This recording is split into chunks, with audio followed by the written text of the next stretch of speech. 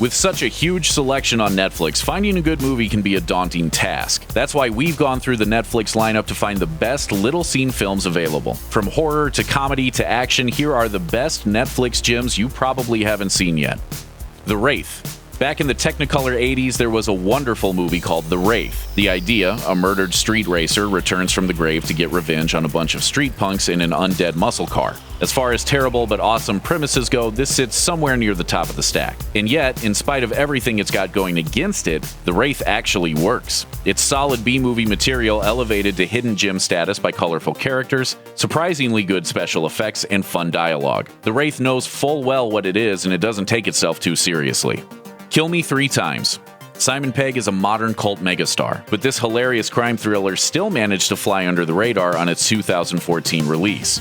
With a kinetic style reminiscent of Guy Ritchie's good films, Kill Me 3 Times follows 3 intertwined stories of ordinary people driven to the brink, all of it linked by one man with a very Hitman mustache, a Simon Pegg Hitman mustache. At times brutal, touching, and hilarious, sometimes all at once, you won't find a more flat-out fun movie than Kill Me 3 Times. Creep.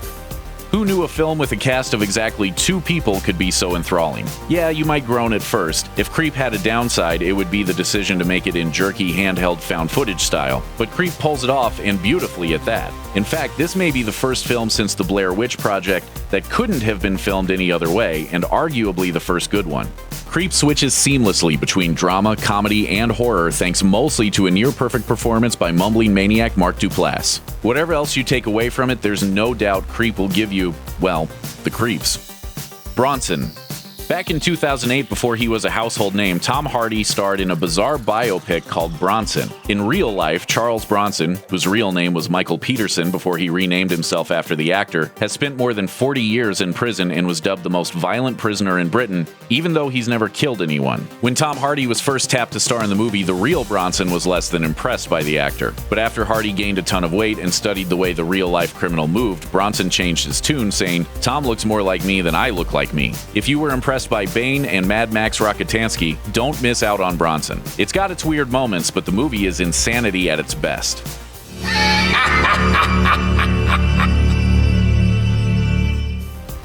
Ravenous. There aren't a lot of movies that'll make you question your dinner, but from the very first frame, Ravenous turns rare steak into an entree to be regarded with suspicion. Starring Guy Pearce and Robert Carlyle, this 1999 gem plays like a horror movie on the surface, but does so with a heart of comedic black gold. While it begins as a seemingly straightforward story of an army captain assigned to the remote Sierra Nevada mountains after the Mexican-American War, Ravenous quickly moves into territory that's hard to classify. There's the horror of cannibalism in the isolated mountains, the action of a spaghetti western, a thick smattering of tongue-in-cheek humor, and a pulsing vein of modern satire woven throughout. All of it comes together into an extremely entertaining, offbeat movie experience that you won't forget anytime soon. Unfortunately, the film's marketing sent people to theaters expecting a more mainstream slapstick comedy, not the violent black humor they ended up watching. As a result, Ravenous was chewed to pieces by critics and limped through theaters, earning a measly $2 million, half of which came during its opening weekend. Beyond the Gates. You could probably get away with calling this movie Jumanji 2, this time with demons, but that wouldn't be entirely fair to Beyond the Gates, a horror thriller about 2 brothers who find a VHS board game in their recently deceased father's video store.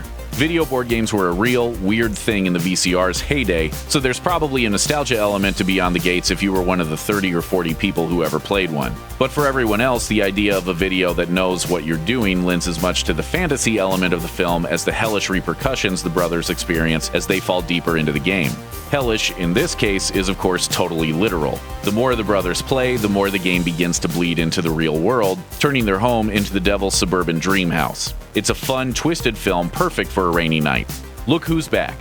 This low-key German satire is both unexpected and surprisingly hilarious. Look Who's Back starts with Hitler waking up in a park in modern Berlin, still in uniform, with no idea how he got there. The first people he meets think he's a crazy hobo. The next ones think he's a method actor doing a bit, and before long, Hitler's all over the news as the next big German comedian, and the people love him. In fact, it's less a satire on Hitler and more a social commentary on modern-day Germany as a whole. On top of all that, it's pretty funny. Look Who's Back is definitely a weird combo, but it's one that happens to work extremely well. Uncanny. If you liked Ex Machina, you'll be right at home with Uncanny, a tight, claustrophobic movie about a brilliant roboticist named David Cresson who builds the perfect artificial intelligence. Or is it? When the robot's behavior grows more sinister, the programmer and his newfound girlfriend, a journalist on assignment to write about Cresson's achievements, find themselves trapped in Cresson's lab with an uncannily human creature who's suddenly become painfully unpredictable. Beautifully shot and steeped in tension you could cut with a bone saw, Uncanny is a fantastic hidden sci-fi thriller. With incredible performances from everyone involved, you won't be able to look away until the end. The Void. In many ways, the John Carpenter horror thrillers of the 80s were a genre unto themselves. Movies like The Thing and Prince of Darkness reveled in violence and body horror without leaning on it as a pure shock tactic, and somehow, in 2017, a small sci-fi horror film slipped unnoticed into that exclusive genre. The Void is a throwback to those 80s creature features in many ways, from the practical monster effects to the subdued, foreboding atmosphere, but it also stands on its own as a bloody good sci-fi creep fest. Don't miss it.